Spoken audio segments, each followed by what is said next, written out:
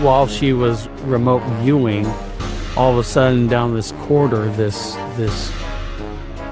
being, shadow person, whatever you want to call it, came racing towards her. It was giant size, and rushed her and literally booted her completely out of the complex while in astral travel remote viewing. We came up to a roundabout. On the left-hand side, we overtook a car that was going, because it was going really slowly. This car in front of us was going really slowly, and we wanted to get to our film, so we overtook it. And we looked to the left as we were overtaking it, and there was nobody in the car at all. I felt this presence literally walk up on me along the side of the bed and was standing right next to me. The people on the other side were talking about a level of reality between the earth and the spirit world that they were contacting, which no one was aware of. And it's like another level where there is another civilization there that exists, they were saying. And they said it's not bad, it's not necessarily good, it just runs alongside your own civilization, and it's between your world and our world. You're listening to the Paranormal UK Radio Network, and now it's time for the Paranormal Peep Show.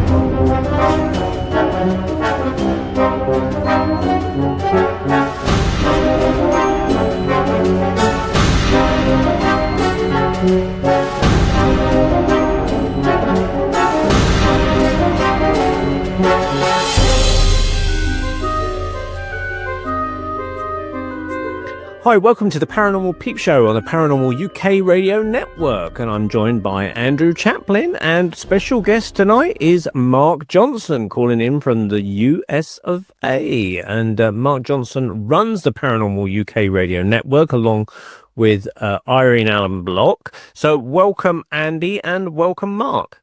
Hello. And hello. How are you? How are you both? One at a time, so I can... One I'm first. I defer to Andy. Okay. Yeah. How you doing, Neil? So we're for our viewers, we've had huge technical issues in actually trying to connect to make this happen, because since they've deleted Skype, we've been running around with Teams and Zoom and goodness knows what else, and there's so many technical things like audio and video and connection problems. Isn't it weird? Apparently we went to the moon in the 1960s and 70s, and in all of that time we can't actually get a proper kind of internet meeting together like in 2025, never mind now 1975. I'm going to revert to a tin can with a piece of string. I think that was fairly reliable, which is pretty much like the moon landings anyway. Yeah, I'll just put it and we'll have Musk launch a rocket and to get the string over here. This dude owned rocket. Yeah, you think with all these satellites in the sky, all these streams of satellites connecting, we'd at least be able to get something. I mean, we obviously have finally connected, but it took a long time. And I'd just like to voice my public opinion. I think everyone's in agreement that Skype was working fairly well. Yes. And they've decided to cancel it. And Microsoft Teams, well, sod that for a game of soldiers. I mean, if it works, why try and fix it? If it ain't broken, don't fix it. Because it's their brand. That's why they bought Skype to get rid of it. Yeah, it's their IMAP. To push their own product, Microsoft Teams, which I don't know what I can say here, but well, let's just say it's performing as well as their Windows and as well as their vaccines. There you go. Oh, blimey. So, Mark, how are you, first of all? Well, it's been an interesting last several months, that's for sure. I've been dealing with some health issues and whatnot, but helping Irene get her not one, but 2 books published within the last couple of months, which we'll talk about here in a moment. And she and I are currently working on one together, which is going to be a very all-encompassing book on the paranormal, going into detail on different experiences we've had, both together and separately. and just trying to go into some familiar experiences that people have, but go into more detailed explanations, some that a lot of people may not have thought of. Everything from dealing with demons, especially, that's her specialty.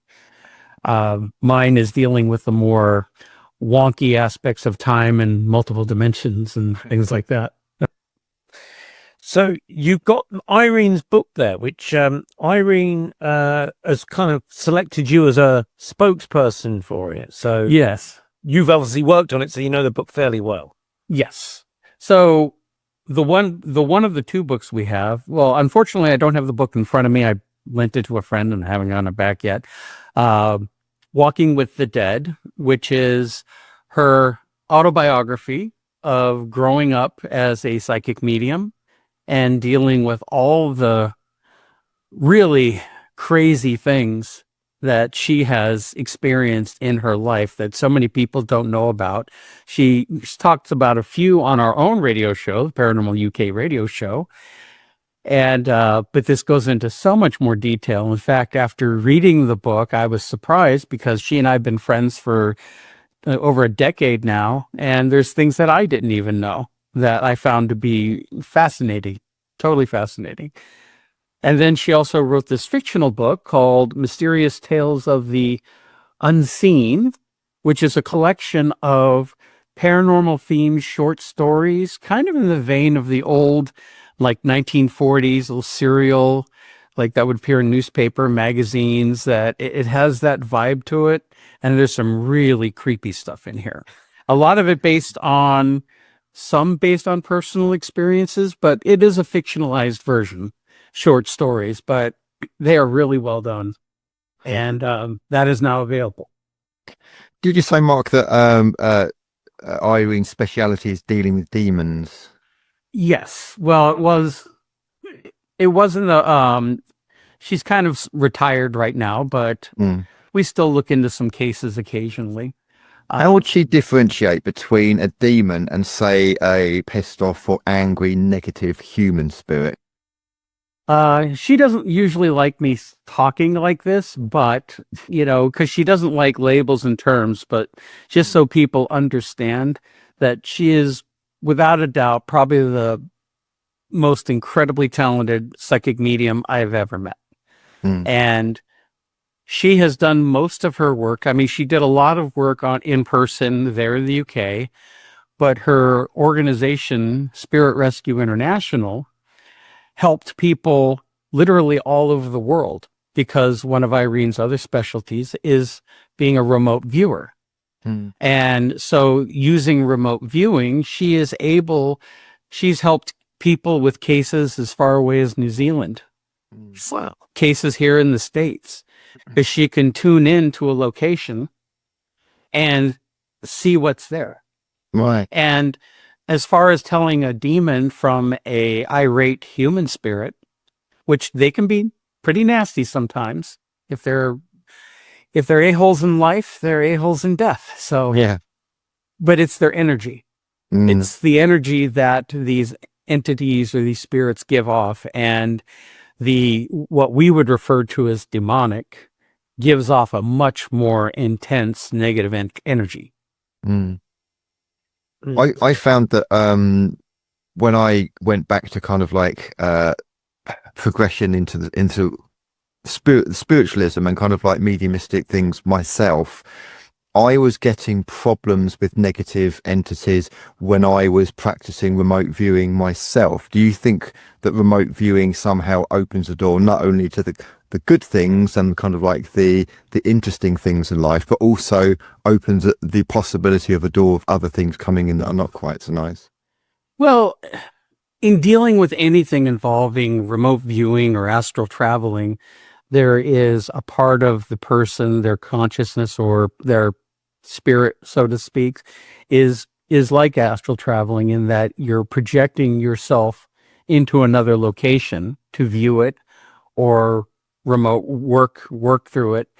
And it's like the moth to a flame. These entities can sense your presence, your energy, your light, and you have to make sure you are properly protected. And what sort of procedures would Irene typically do for protection? She has help from, I don't think we ever clarified what to call them, but there are angelic type beings or spirits that she has worked with, other types of entities that have come through and worked to protect her and help her during these cases, especially when doing a clearing of a location. Because, with getting rid of a demonic force, human spirits, you just need to coax them to move on to the other side. The demonics need to be pretty much forced out. Crowbar out. And energy cannot be destroyed. And so it's basically pushing the energy out somewhere else. The demons aren't destroyed. They can go somewhere else or do whatever, but it's pushing them out of the location and then, not letting them back in. Where do you think they get shoved to? Would it be, for instance, another realm and another reality, or would it simply be another location on Earth and bugging someone else's house?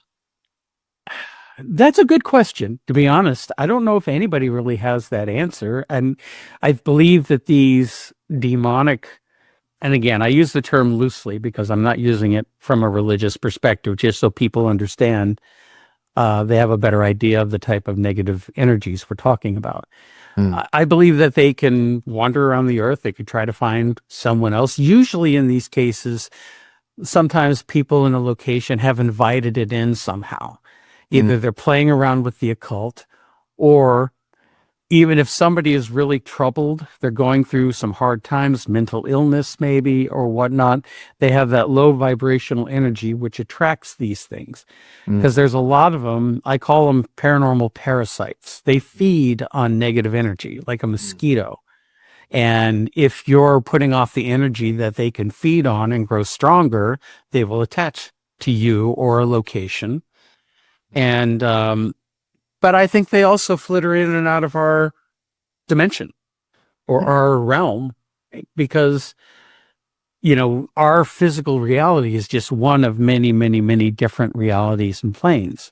So, and I believe they're perfectly capable of going in, going out, wherever their vibrational frequency will allow them to go. Obviously, they're going to have trouble going to any place with a higher vibrational frequency. Because theirs is so low. Yeah, I mean, there's this theory of sorry, I was just going to say there's this theory of loosh, isn't there? These negative beings feeding off loosh. Have you heard that? It's spelled L-U-C-H-E. No, I haven't heard of loosh before. Okay, yeah. So it's you could look it up, and people listening to this can look it up as well. I think it's spelled L-U-C-H-E. And the idea is exactly what you said, Mark, that these negative beings, they feed off fear, they feed off hatred, they feed off, I mean, something like a concentration camp historically would be like an absolute feeding frenzy for negative beings. But yeah, it's the loosh apparently is what they're feeding off. Neil, you were going to say something?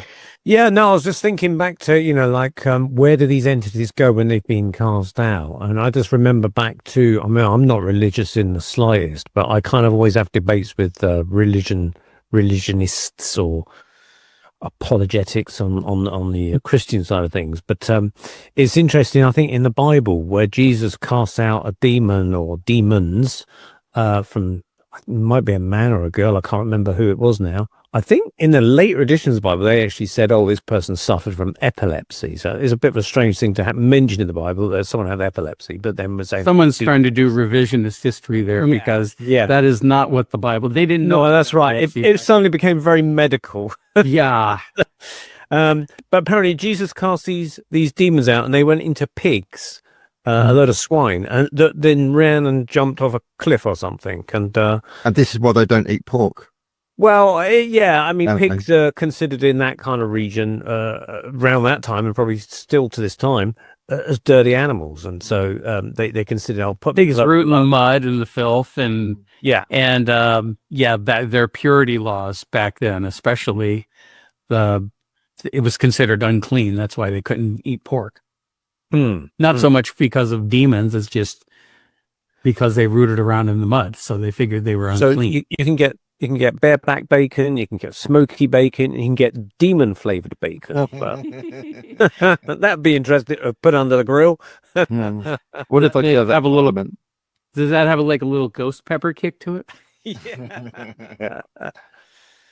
So once, I mean, when Irene's doing her remote viewing, and she can do it like as far places as, for instance, New Zealand, you mentioned, how would she do? Look at a map and focus on a target area or coordinates given to her or something? Of course, a lot of this goes back a lot of years. So, but she had ways of tuning into a location.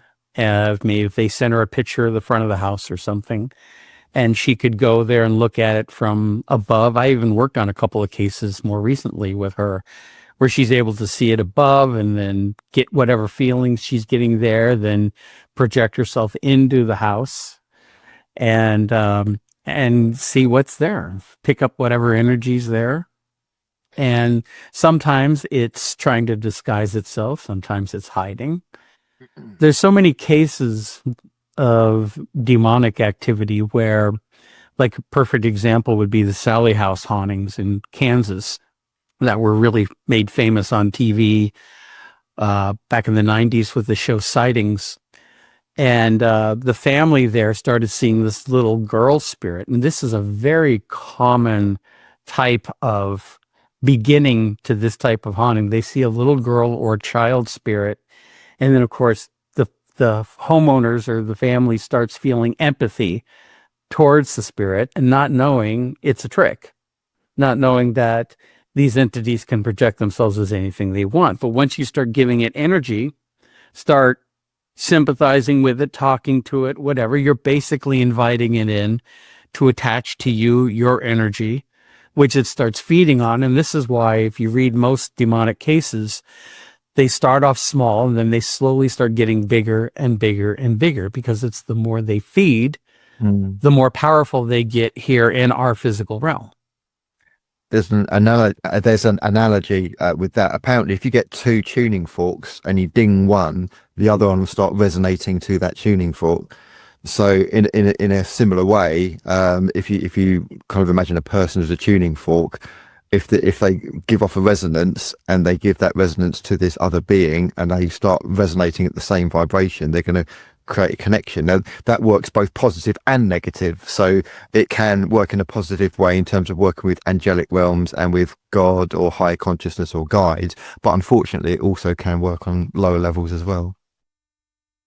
The one thing I found fascinating going through all of Irene's accounts and with dealing with demonic type hauntings is how different every single one is.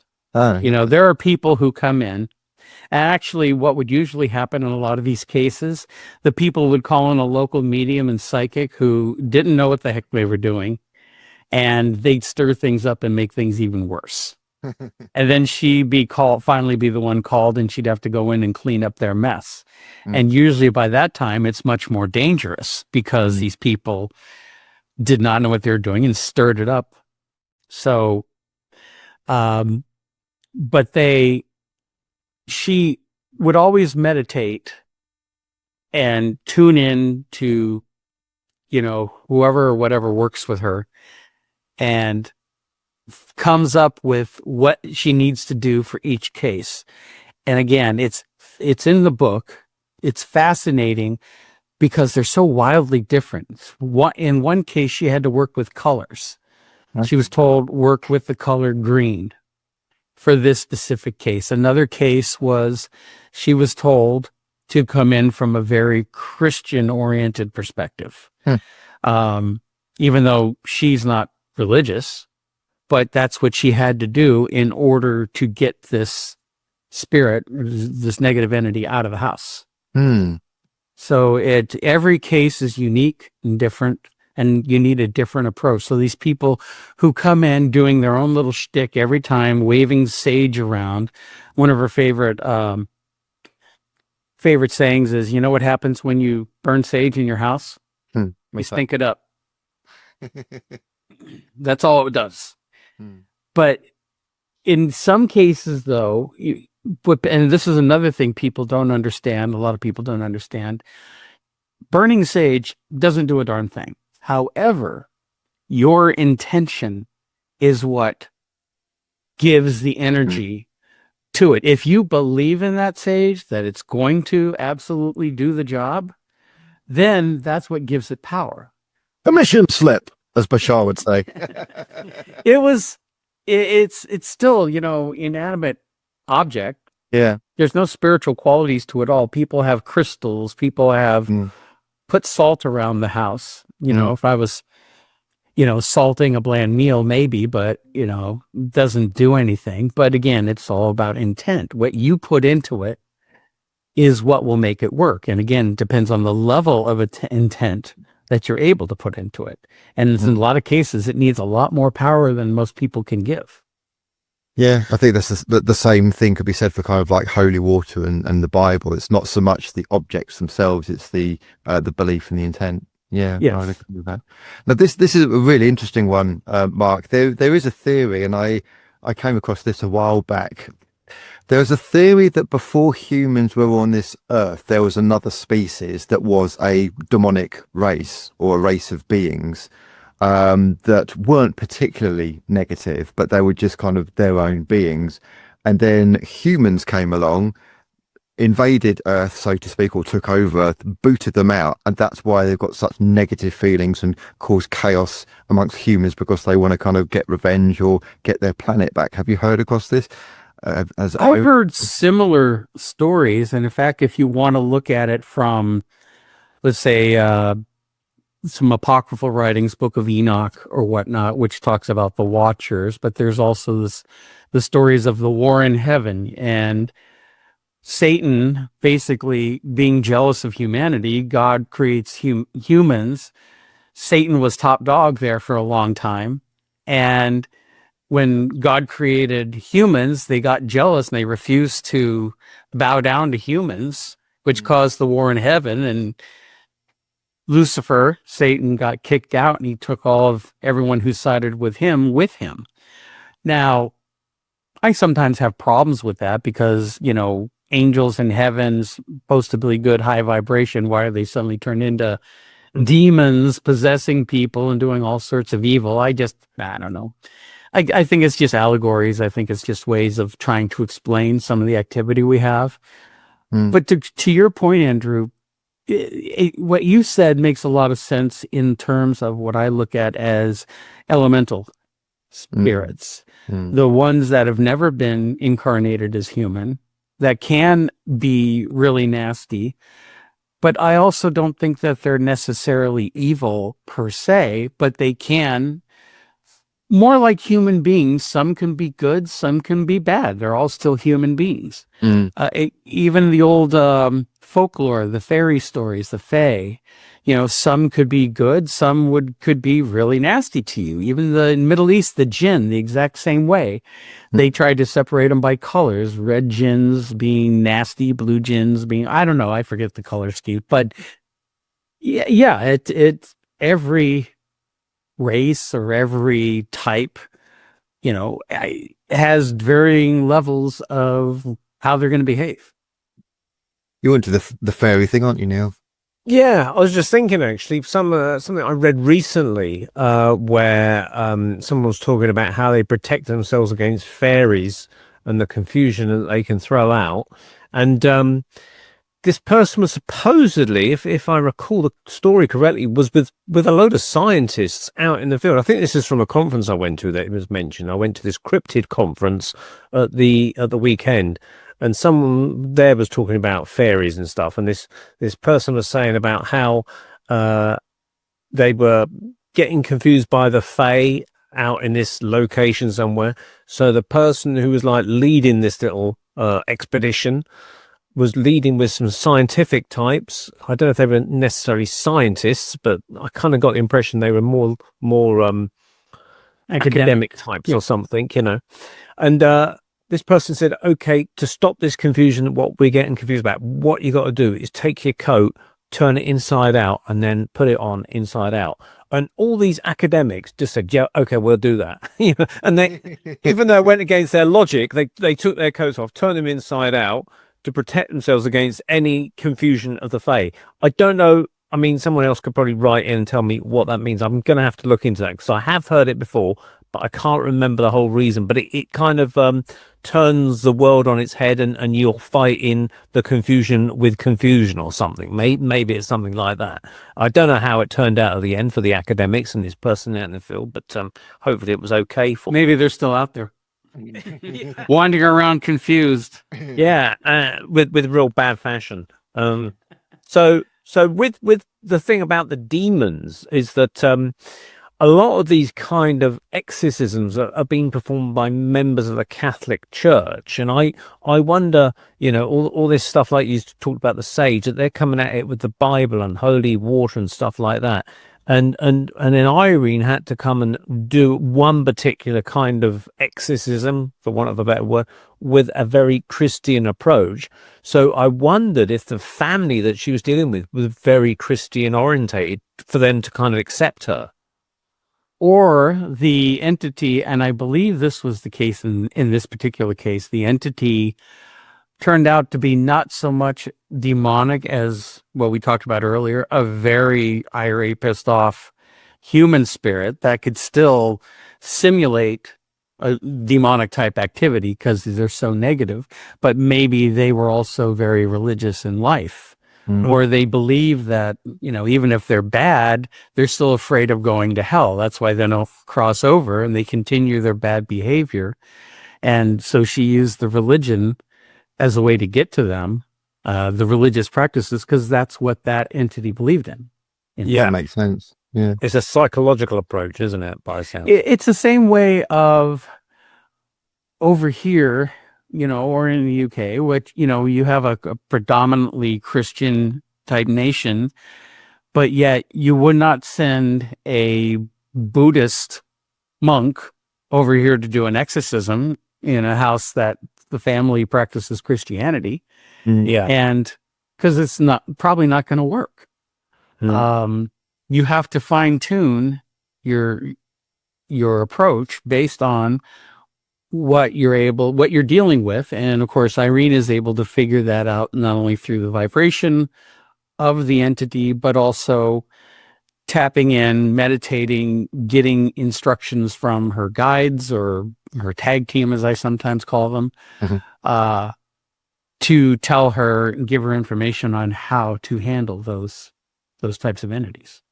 Where do you think the color comes in? Like, because I know somebody that works with colors, and the colors green and yellow and blue are very important. And she goes into it quite in depth, but each color has a different resonance. So when Irene's working with a color with a case, what do you think's going on there? I know that in her case, she just used whatever color she was told to use. She didn't fully understand it.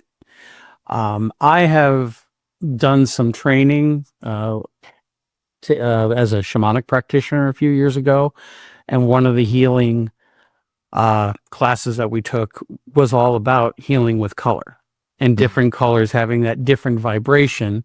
And depending, and again, it's the same thing. It's meditating, or in shamanism, it's journeying and picking up on the information on what is best going to work towards whatever the illness is, what color will work, the vibration. Because colors are, as we perceive them, are light energy vibrating at certain frequencies. And that frequency comes into our retinas, our eyes, and that's the color we see.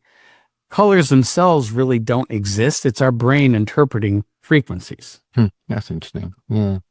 It's interesting, actually, because they recently announced that they discovered a new colour. I don't know if you've heard I've heard this. Yeah. How can they? Yeah, it's something like a special type of green, I think it was, but I'm not 100% certain. So I don't know, how they suddenly discover a new colour, because, I mean, you're sitting there looking at your prism with a piece of paper. Oh, what's that little one there? I'm pretty sure, Neil, if they flashed it up, we just go green. Yeah.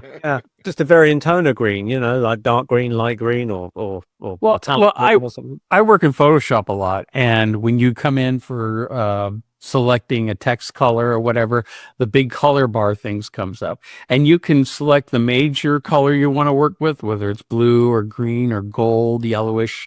And then when the box pops up, there's everything from the white all the way down to black, and then all the variations of that color in between. And each one is really a different color. But they're lighter or darker shades. So there's unlimited colors that it could be, and putting names to it. Yeah, we're all kind of proteges of Photoshop, and we know exactly what you're talking about. It's when you want to try and pick the same color again the next day. Thinking, now, what color was that? Because there's all these little hashtags of like hashtag DGFY. Yeah. So, has Irene ever come off badly as a result of any of these encounters, or has she always got sort of a lot of protection and been okay? Well, I've been in the middle of talking to her. It wasn't really on a case, but there have been times she's come under psychic attack. Something was attacking her, and all of a sudden, usually at that time we were just texting back and forth through Skype, Microsoft, and all of a sudden everything starts coming through jumbled, and I was just able to make out a couple of things that she was in the middle of a psychic attack. It's almost like in the middle of having a seizure. And it took a few minutes before she started coming back to normal, because something was attacking her at that time.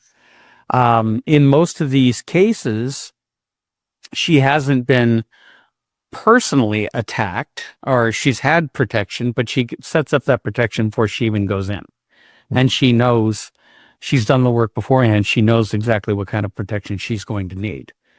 But getting hit out of the blue or suddenly, I mean, even at her house, which is actually featured in the book because she's talked about the ghosts in her house, which there's 3 of them from the turn of the century, last century, that once lived there. But the land where it sits on some ley lines, there's some portals around, and she gets a lot of transient stuff coming through. And every now and then there's this one that comes through, she calls the stinker, because it literally gives off bad odors. And when I was over there visiting back in 2023, when you and I got to meet Neil, I experienced that myself one day, because I walked into this hallway and there was this kind of sharp, rancid. The only way I can describe it is it smelled like marijuana. And that sharp, pungent type smell. It smelled like it, and yet it didn't. It had its own odor to it. And I asked her, I go, what is this smell? And within a few minutes, it disappeared and it was gone. So these things, can come and go, and different things come in, and she just uses whatever protection is necessary.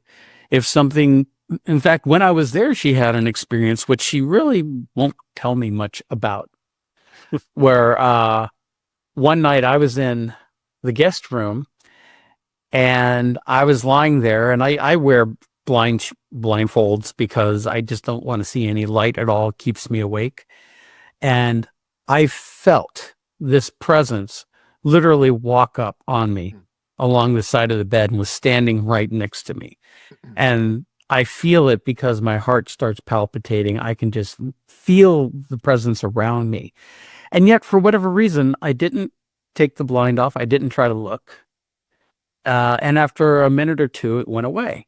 Well, I found out later that night that something had came into her room, and she saw this big shadow in the corner. And she said it felt pretty negative. And she was like keeping her protection up and pretty much telling it to naff off. And again, she was vague on the details. Sometimes she won't tell me things. Why do you think that is? Well, she's very private in a lot of ways, but there's some things in her work she keeps to herself. I mean, with the book Walking with the Dead, she goes into a lot of detail about a lot of different cases and her processes, but they really only scratch the surface, because there's a lot of things that have happened to her that she keeps to herself, won't talk about, which I respect that.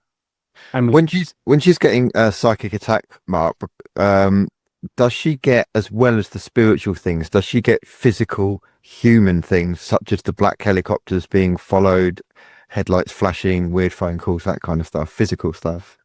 During a psychic attack? Mm.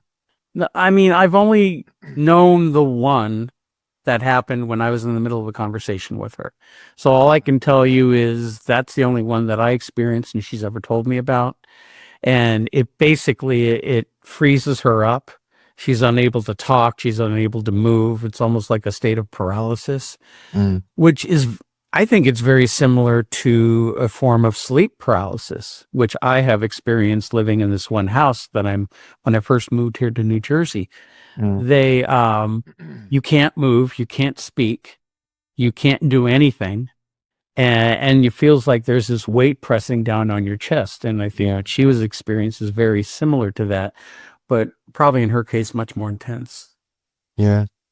The reason I asked that is because this was more in the earlier days of my kind of spiritual development, is that I had exactly those kind of things. So I was, so I'd be doing the love and light stuff, which would be kind of like the spiritualist church and the readings and the mediumship and stuff.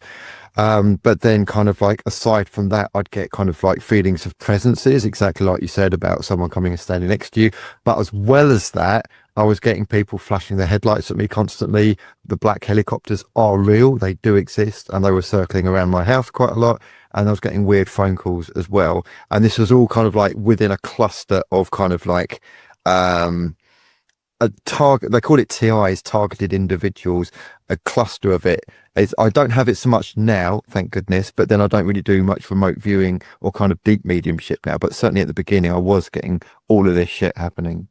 Now, was this type of activity all happening at once, or you would experience one, then you'd experience another, like the headlights, then the helicopters? So it would have been, it was a cluster. So for instance, the headlights thing, I would notice that whenever I'd go out in a car and I'm driving along, people coming towards me, there'd always be, somebody flashing their headlights at me, or I'd be driving along and somebody behind me would flashing their headlights at me. The kind of like the way you'd flick your headlights if you're letting somebody out of a junction or something like that. It was that kind of thing. And it was to the point where I was kind of pulling my car over and thinking like, are my brake lights out? Have I got a headlight that's out? And then the helicopter things, I'd notice, I'd just be watching TV. I wasn't even in tune. I wasn't doing readings. I'd just be watching TV. And I'd notice around about 2 o'clock, 3 o'clock in the morning, there's this bloody helicopter buzzing around. And then it got to the point where sometimes they'd come in the daylight as well, so you could actually see what they look like. And there's a very distinct difference. I don't know how police helicopters differentiate between military helicopters in the States, but there's a very distinct vibration and noise level between UK police helicopters and Apache black helicopters. And I've seen the black Apache helicopters, I've seen them, and they do sometimes circle around. This hasn't happened for quite a while, but it has happened. And it's bizarre. And then the phone calls as well. The phone calls were kind of like, it was kind of like, again, 2 or 3 o'clock in the morning, and there'd be a phone call, and I'd pick it up. If this was landline, not mobile, I'd pick it up and there's nobody there, or there'd just be kind of like a noise that goes dick a dick dick a dick dick a dick. It's just bizarre stuff. Yeah.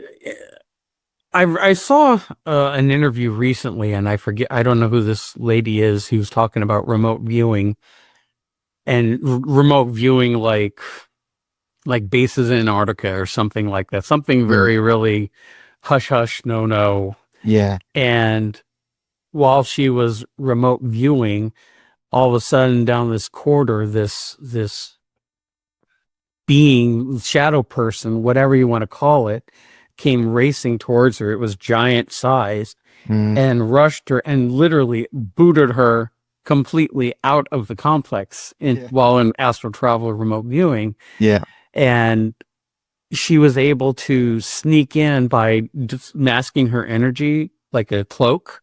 Yeah. And snuck back in around this thing and went all the way back into this room. And there was 2 men in uniform, military men, sitting in chairs with their eyes closed, and they were obviously remote viewing, and they were acting like sentries. So that energy that attacked her was them. So it makes me think, when you're talking about what happened to you, is when you're remote viewing, you're tapping into this part of the astral or these other dimensions, or I mean, however you want to explain it, that these governments or these entities are policing. Yeah. And if they detect your presence, then they start the harassment. Yeah, Mark, that's exactly it. And this is why I was asking whether Irene had this, because everything that you just said is exactly what I was thinking. I don't know, because she doesn't talk too much about her own remote viewing, and there was only a couple of cases where working with me, she really worked on it. She's scary accurate at times, but I've never heard from her talking about ever encountering somebody else trying to like stop her or push her out or attack her while she's trying to remote view. Has she delved into what we'd call hush-hush locations? And if so, is there anything she could share what she found? Not that I'm aware. We talked about it a few times, and I really wanted to look at Dulce, New Mexico myself, but for whatever reason, we never got around to it. And I have a sneaking suspicion that she knew not to go into these places, to not expose herself, and I think she just kind of covered it up, basically. But sometimes she also has a really short attention span too. So if she loses interest in something, that's it. She walks away from it.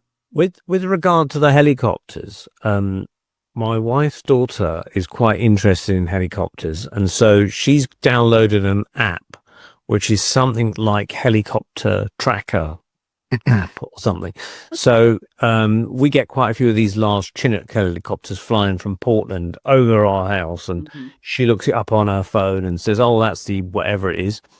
So I'm just thinking, if you've got a black helicopter and it's going to fly outside your house, if you got the app, it'd be interesting to sort of see if it sort of shows you one outside your house, or in fact it's not coming up on the app. That would be interesting. There are a lot of different apps that track air traffic, and all air traffic is supposed to have transponder signals identifying the aircraft, and you're able to track it.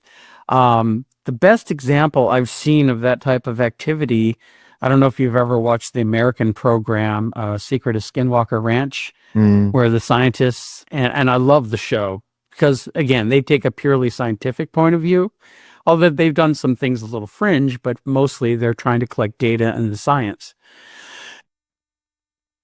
But in the show, there have been a few times when they've been buzzed by black helicopters. Yeah. And they're either Black Hawks or Chinooks or Apaches.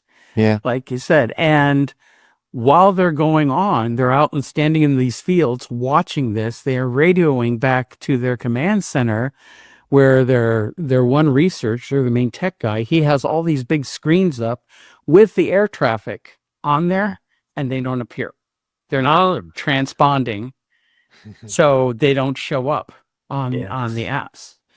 And why would they? Give an ID, wouldn't it? Yeah, I mean, the thing is, they're if they're black ops and they're kind of part of black projects, why would they show up? Of course, they're not going to show up. Yeah. Yep, exactly. It's like the camera is right there filming them too, so it's obviously they're real. Yeah, followed by a mysterious car. They're probably not likely to have a genuine car license plate or something like that on the car as well. No. I've interviewed a lot of people who've had encounters with these types of things, Men in Black or just shadowy government figures, and there's nothing identifying that you could track and find out who these people are that are harassing you. Well, I think one of the most bizarre incidents, Mark, you know who Indigo is, and Neil, you know who Indigo is, don't you? On the show. So Indigo used to live about, and she won't mind me saying this because she goes public on this, and we've spoken about this, and I've asked her, am I okay kind of talking about this kind of thing? And she says, yeah. So I know what an Apache helicopter looks like. They're long and they're black. They have gun turrets underneath, and they have like a big radar disc, circular kind of thing on top of the rotor blades. So you've got where the rotor blades are, you've got kind of like if you imagine kind of like a Revels, like the suite, a Revels shape above that, and then right underneath it, you've got like a gun turrets kind of like facing forwards. And they're long and they're black. There's absolutely no way you could not know what an Apache is once you see an Apache.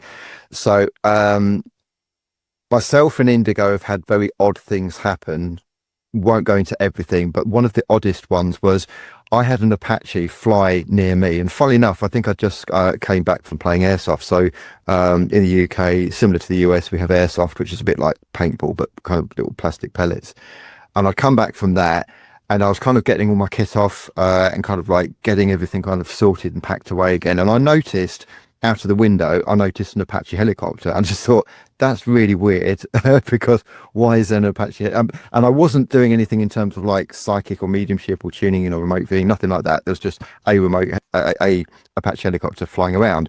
And weirdly, I could see it, having buzzed my house a few times, I could see it go over into the town next door, which is where Indigo lives. And I could see it. And again, it was just hovering. And I thought to myself, I bet this is hovering right outside Indigo's place. So I message her and I say, Indigo, you haven't got a helicopter above you by any chance? She goes, yes, it's been buzzing right above my house. It's there. I can see it. So why is this helicopter buzzing my house, flying a couple of miles away? And I could still see it because I could see a couple of miles away over, and then buzzing over her house as well. What is the deal with that? And this is, well, it's way different from the demonic stuff we were talking about earlier, but it's always fascinated me, like how they know things are going on, how they're able to react so quickly and coordinate like they do. And I think it's similar to that story I repeated with the remote viewing. I think that they have to be dedicating resources to basically spy on people, but it's not just through electronics. The microphones that can go into a house and you can listen to a conversation. I think they're using techniques similar to remote viewing. Yeah, that exactly. They target somebody and they're able to see what's going on, anticipate what's happening, show up at different times, and sometimes they're when they're very blatant about it. It means they're sending a message. Yeah, this is it. There's absolutely no way these guys wanted to be hidden. This was a message. Yes. Yeah, I think you're right, Mark. I think there's a marrying of what we would call the spiritual and the etheric, dare I say, interdimensional, possibly alien, possibly demonic, and the physical reality that we have here. It's not separate. It's not aliens and ghosts over here and like the military industrial complex over here. It's like that. That's what I think's going on. It's these black ops programs that are these teams. They're all very interconnected. It costs a hell of a lot of money to launch helicopters. I mean, £1,600 half an hour. Yeah, I mean, I've heard varying things like £10,000 to launch a helicopter. It depends maybe on what sort of helicopter it is and where it's got to come from. Yeah, probably would actually. But you kind of think, well, what kind of budget of launching a helicopter to come and float outside your house, then just go on to the next town for what? Like you're not like a major government agent or something. Exactly that. That's exactly what myself and Indigo were saying. What's the bloody point? It's pathetic. What's the point? Because it's not going to change us. We're still going to be doing what we're doing. We're still going to be doing psychic mediumship. We're still going to be tuning in. We're still going to be talking about woo-woo subjects. It's not going to change us. So what's the bloody point? We don't get it. Yeah, and we're talking about it publicly as well. Exactly, and I'll keep talking about it, and I ain't going to shut up about it. Yeah. I'm just intrigued about shadowy government figures that work for these shadowy government agencies, and how do they get recruited? Now this could get us onto the Hat Man. Why is the Hat Man that people see, this infamous kind of like black shadowy figure, why is he not some kind of like spooky Tudor ghost? Why is he kind of like a 1950s B movie kind of FBI type kind of suited, film noir type? Men in Black. Yeah, exactly. But why vintage? Why the fedora hat? Why is he looking like something at the 50s? No, it's a great question. I mean, and they never change either. Yeah. For like 30 something years. I mean, go back as far as the Mothman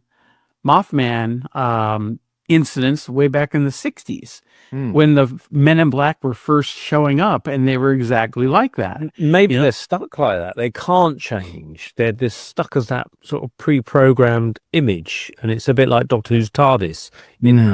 although there's a 1960s kind of invention, police boxes around the UK to call up the police, and Doctor Who's TARDIS was masquerading as one, and something got stuck, the chameleon device or whatever it's called, in the story. And even today it appears as this old-fashioned police box, you know. So maybe these men in black have a kind of similar thing. Their chameleon devices got stuck. There's a lot of evidence just in the stories, eyewitness reports of men in black where they actually don't act human. It's like what you said, kind of a mask. It's a hologram, or excuse me, they're presenting an image. That's what you perceive them as. And even if they're picked up on video or whatever, that's what they're surrounded with. That's what they pick up on. And but yeah, it could be that's it. They're just stuck with this one program. They don't even think about updating it because, you know, maybe with us and our culture and everything, they just don't understand it. Yeah. Be hilarious if you saw this whirly thing appear in your room. It says, "Please stand by, men in black updating." But Do not switch off your vision.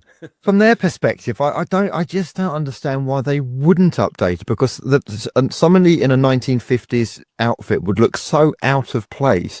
You'd think if you were an intelligent being and you were kind of trying to infiltrate another race, you would be up to date with what that race looks like. I mean, it does seem like it's stuck, but I don't understand why it's stuck.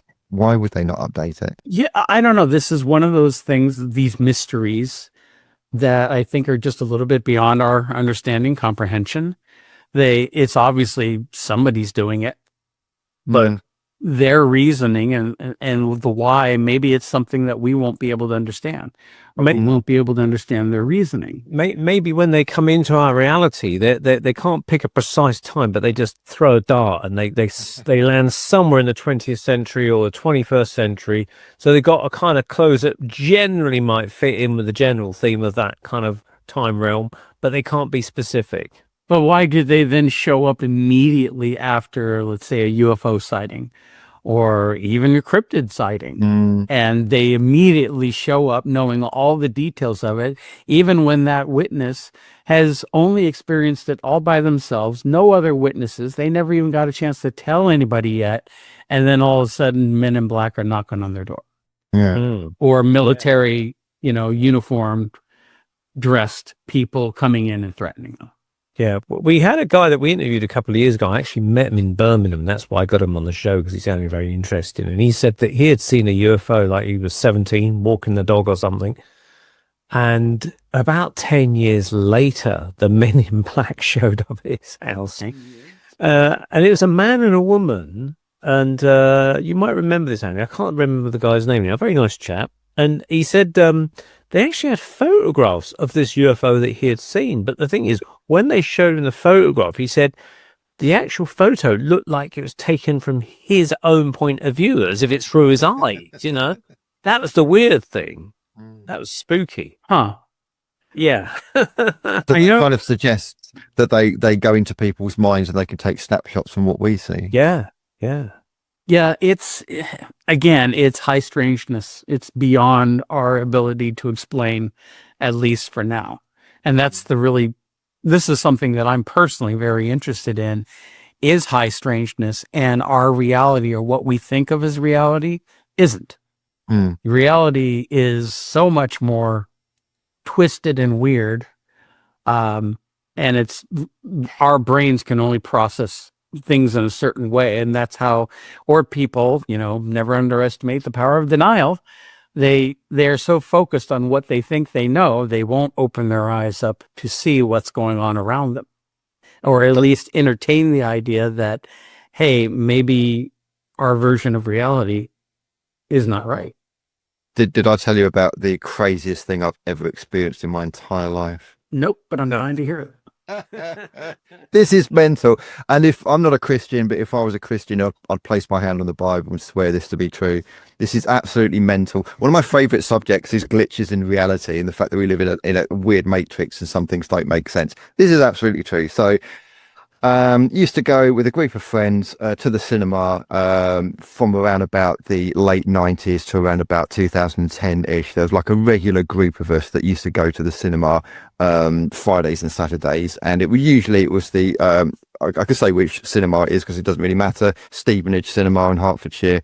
So we would be driving towards Stevenage Cinema in a group of lads. One particular time, Mark. This was an evening time. It was summertime and it was twilight. It was kind of, I suppose, still light. Looking outside now, it's not quite dark. It's not quite light. It's around about how it is now. We came up to a roundabout. On the left-hand side, we overtook a car that was going, because it was going really slowly. This car in front of us was going really slowly, and we wanted to get to our film, so we overtook it. And we looked to the left as we were overtaking it, and there was nobody in the car at all. Now we're not talking about a midget or a dwarf or a small person or a little old lady with their hands like that, because we were looking into this car. I was looking into it and I was thinking, what the hell is going on? And no, it wasn't a left-hand drive. It wasn't a foreign car. There were no passengers. There was nobody in the front seats. I forget the colour of it. I do forget the colour of it, but I do remember it being like a compact, like a smallish type car. To this day, I have absolutely zero logical explanation as to what the hell was going on there. Now, we talk about kind of like driverless cars now, kind of like, and this has been since, what would you say, guys, 2015 onwards? I don't know, when kind of Tesla and Musk and everyone, and now they're normal, aren't they? Driverless cars. They're talking about driverless lorries. Oh, yes. These kind of like little driverless buggies that deliver things to people. But when this happened, was around about mid 2000s, kind of like 2004, 2005. So I would say this is pre-technology that we're aware of. And even if they were testing something like a driverless car, why on earth are you taking it out on the public roads? You know, surely this should be kind of like in a scientific laboratory type situation, not in a roundabout in Stevenage. I have zero explanation. And to this day, first of all, I'll swear hand on heart that actually happened exactly how I described it, with witnesses, and I have no explanation whatsoever as to what the hell was going on with that. I've heard stories like that. I've seen some videos, but in this day and age of AI and certain special effects, I don't trust it. But a lot of the videos, but I've heard accounts very similar to that. Really? It's not exactly like this. Irene has an account in her book. It's a story that happened just a couple of years ago in Walking with the Dead, where she had a relative die up in Scotland. So they had to drive to the airport in Bristol, because of where she lives. It's the closest airport. But they had to leave at like 3 a.m. or whatever to get there. So it's very, very early, dark out, nobody's on the road, and they get lost. And they're trying to find their way or try to find some place they can get directions, but it's like so late that there's nothing open. And then as they're driving, they see this old man walking on the street. And so Irene just responded instinctively, and she even now thinks it was kind of strange, but she said to her husband, maybe why don't we ask him? And so they stopped and they asked him directions. He goes, "I'll show you." Now, this is where reality kind of takes a wonky turn, and it's funny how people react to it. Without another word, the gentleman climbs in the back seat of the car, not invited, and he goes, "It's easier if I show you." Yeah. So he's driving. They're like driving for 10 minutes. So go turn here, turn there, and they just did it. And when they get to right before where the airport is, they could see, he goes, "You can let me out here." So he gets out of the car, doesn't say a word. He starts walking off. They look at each other like, what happened? They look, he's gone. He's gone. And that was that was part of it. But later on, they went to the funeral. They got there in time. They came back home. And then like a week later, they start thinking about it. And they realize how strange the whole incident was. So they start describing what he looked like. They both described him completely different. Wow. Different clothes, different hairstyle, facial hair. One he had a hat and glasses, another one he didn't. That's And mental. she saw him in one way, he saw him in another. Mm. And it's wild. And then you stop to think, well, what was it? Was he some type of angelic being, who showed up at the last minute to help them get to the airport and go, a helpful person? Or who knows? But he appeared out of thin air, basically. That he was where he was walking at 4 a.m, out for a stroll, right when they needed him. Gets in the car and is not acting normal anyway, and then he just vanishes. And they both see him completely different hair color and style. Everything was different. So, I mean, one possibility, and I don't know if this is the case, if it was some kind of being that wanted to interact, maybe this being wasn't really too fussed how it looked. So maybe it kind of delved into both of their minds to pluck a random person they might have seen in the past on the street and then projected that as a hologram onto them, because it wasn't about how he looked or how the being looked. It was more about getting them to the airport kind of thing. And this goes off kind of on another subject, but when I found many stories, and one of my theories is these types of spiritual entities, and I'm not talking about just regular ghosts. Some could be demons, but even when you're dealing with higher level vibration, angelic type beings or whatnot, a great example is when people have a near-death experience. Okay. And they go to the other side. Of course, they're sent back eventually at some point. But they all describe everything slightly different. It's kind of the same. It's kind of not. But then the people they meet, the Christians or people more influenced by Christianity, see Jesus a lot. Others see, if they're Muslim, they see Muhammad or their version of Allah. Or the people, it's like these things can tap into your mind, and then they present themselves. The image of themselves is what they want. And a lot of cases, it's what you need to see in order to better communicate their message and for you to accept it. And I think in the case of what happened with Irene and her husband, and again, this is only guesswork on my part, but I felt it was some type of higher level entity. And again, because it's putting up like a mask, they in their minds see this person, but they're both seeing the person differently because it's how their minds is interpreting the data that's being broadcast to them. Yeah, that makes sense. It's almost going back to this theory that the universe acts as a mirror. And you're right in terms of different people from different kind of like cultures and customs. They will see what they're expecting to see on the other side of life. It's like the universe is custom tailoring reality to your consciousness as it crosses over. So yeah, if you're a Jew, you see Moses. If you're a Christian, you see Jesus. If you're Islamic, you see Muhammad, etc., etc., etc. If you're Buddhist, you see Buddha. So it's tailoring your perception of consciousness to your perception.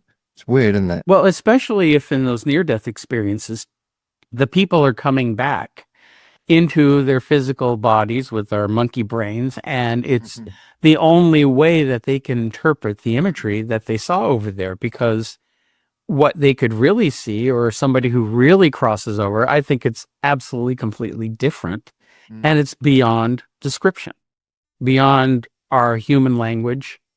And so they're given a more Afterlife for Dummies version of what they're seeing in order for them to interpret or understand better what they're actually seeing. Do I think they're actually seeing Jesus? No. But they're seeing some type of being interacting with them. But if you see Jesus and he starts telling you things, you're going to listen if you're a Christian. Yeah. As fuzzy felt Jesus. Yeah. Buddy Jesus. Yeah. Yeah. It's, there's so much happening on these other levels of consciousness. And with our brains, we can only interpret so much, which is for those people who do astral traveling.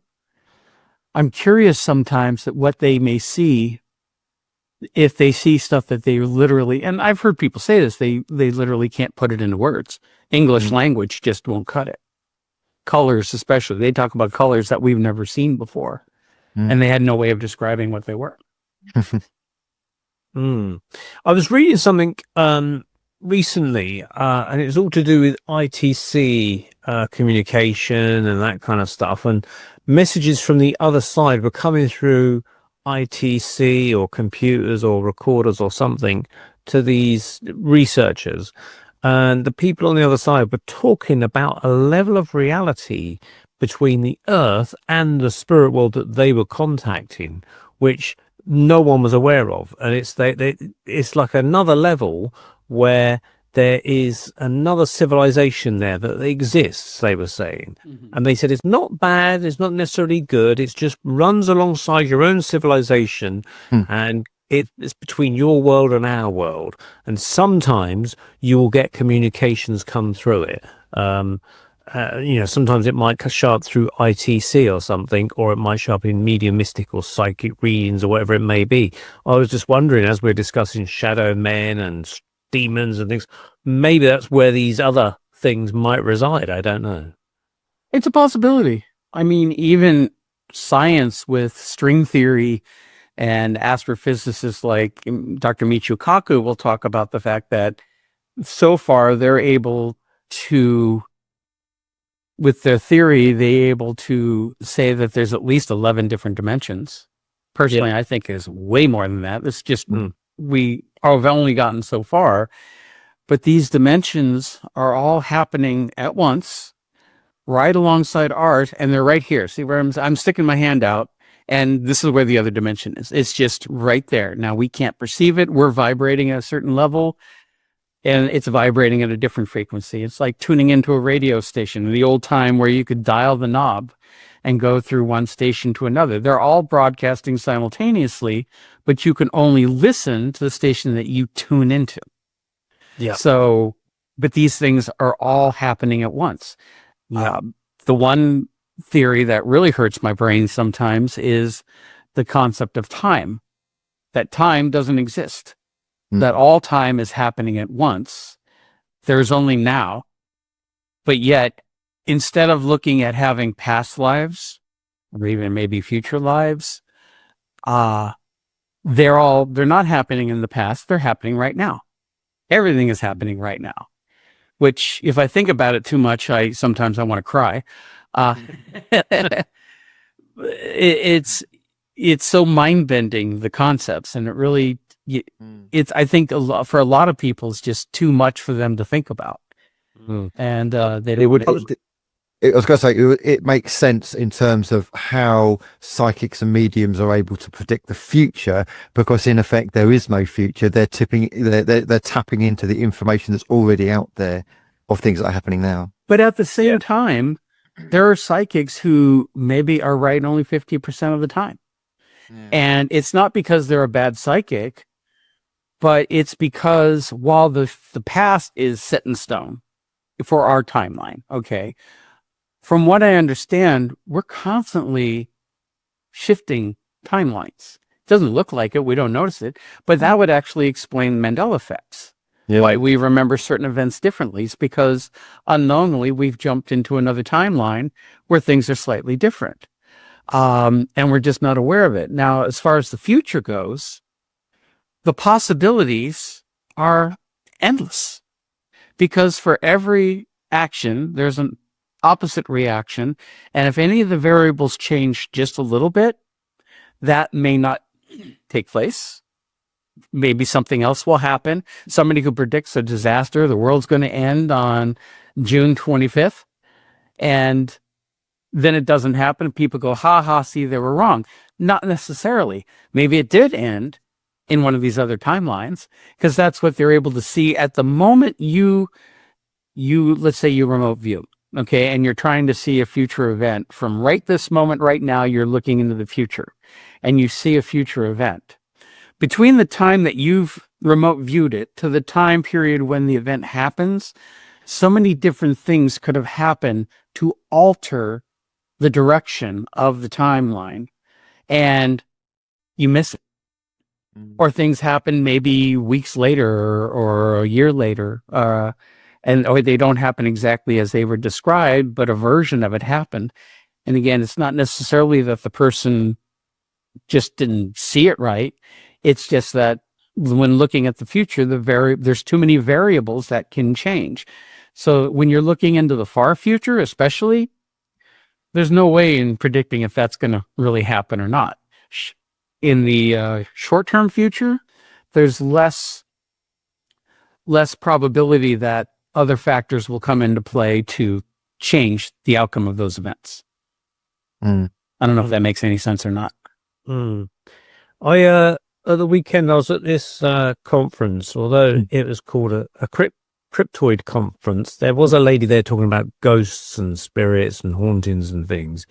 And she was saying that she outrightly rejected the stone tape theory. For those that want to know what the stone tape theory is, that's where the ghosts are alleged to be recordings associated with castles or old buildings and things that somehow the what's buried underneath water, running water, granite, crystals, and somehow it records those events. But she says, I don't agree with it. And I went up and asked a question later on, or pointed something out to her, which I'll tell you about in a minute. But she says the reason I don't agree with it is because there was someone in Essex. So I thought that's near you, Andy. So you may know people that might know this story or not, where they saw like a load of cavemen come out somewhere at some place. She never kind of went into details about it. It was a load of cavemen. Not heard of this one. Like ghost cavemen, which they weren't near any castles or any stones or anything like that, and they were sighted by people, which was interesting. So she said that's why the stone tape theory doesn't work, because there's no stones around. I mean, I don't know the details of it, so I can't really comment too much. But then when it was time to ask her questions, I went up and sort of mentioned the fact that the stone tape theory was actually just a point in a play for today that was broadcast on BBC in the 1970s, where the play in question was about a paranormal research team who were investigating hauntings, and part of the plot of the play was talking about theories of ghosts. And this script writer or something came up with the idea of this stone tape theory about how ghosts are recordings on the atmosphere or something. And he wrote the stone tape theory as part of a plot of a play, and then people rolled with that idea and it became a theory in its own right, you see, which I thought was I see. I remember when I first started investigating the paranormal back in the early 2000s, they didn't call it stone tape yet, but they were calling it I'm going to have a brain freeze right now. They were saying pretty much the same thing. It was like a tape recording playing over and over. And I don't buy that either, because, and this is, Irene has a couple of experiences in her book, and we've had many discussions about it. I think in most cases where people are seeing, let's say, someone dressed in period clothes, and maybe they're repeating a pattern or whatnot, and people go, oh, well, it's just a recording. I can't remember the popular term, but we think it's actually a time slip. And what's happening is you're seeing an actual event, but the conditions are right that time period is coming through and bleeding over into our time. Now, sometimes it happens and you can interact directly with people and they will interact with you. Other times it does seem like a recording because no one is aware of it. On our side, we could see this event taking place, even if it's as simple as somebody walking down a corridor. People think, oh, it's a ghost, or it's, one of these memory type ghost events. but it's really just that time period bleeding through, and you're just actually watching it. Now you can watch it again and again because there's no time. That event is there, and the conditions are such that it bleeds through. Now Irene has in her book, there's this couple of stories, two stories where one, she was at her son was looking at this one flat. He was gonna buy, and Irene and her husband went over to see it.